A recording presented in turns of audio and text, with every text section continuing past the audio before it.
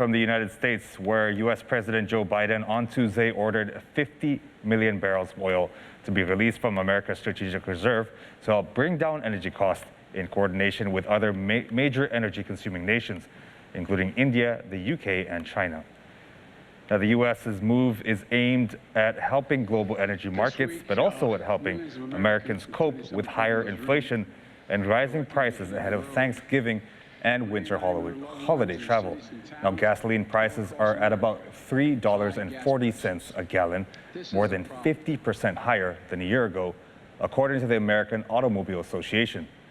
Now, the U.S. government will begin to move barrels into the market in mid to late December.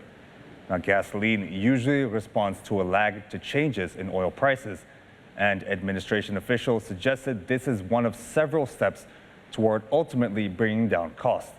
Now, oil prices had dropped in the days ahead of the announced withdrawals, a sign that investors were anticipating the moves that could bring a combined 70 million to 80 million barrels of oil into global markets.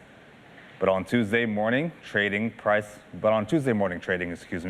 prices had shot up nearly 2% instead of falling. Now, shortly after the U.S. announcement, India said it would release 5 million barrels from its strategic reserves. And the British government confirmed it will release up to 1.5 million barrels from its stockpile. Now, Japan and South Korea are also participating. Now, administration officials say it is the biggest coordinated release from global strategic reserves. Today, the price of gas in America on average is $3.40 a gallon. In California, it's much higher. The impact is real. The big part of the reason Americans are facing high gas prices is because oil-producing countries and large companies have not ramped up the supply of oil quickly enough to meet the demand. And the smaller supply means higher prices globally for oil.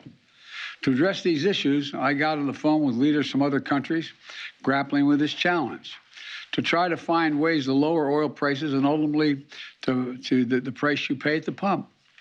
So today I'm announcing that the largest ever release from the U.S. Strategic Petroleum Reserve to help provide the supply we need as we recover from this pandemic. In addition, I brought together other nations to contribute to the solution. India, Japan, the Republic of Korea, and the United Kingdom have agreed to release additional oil from their reserves.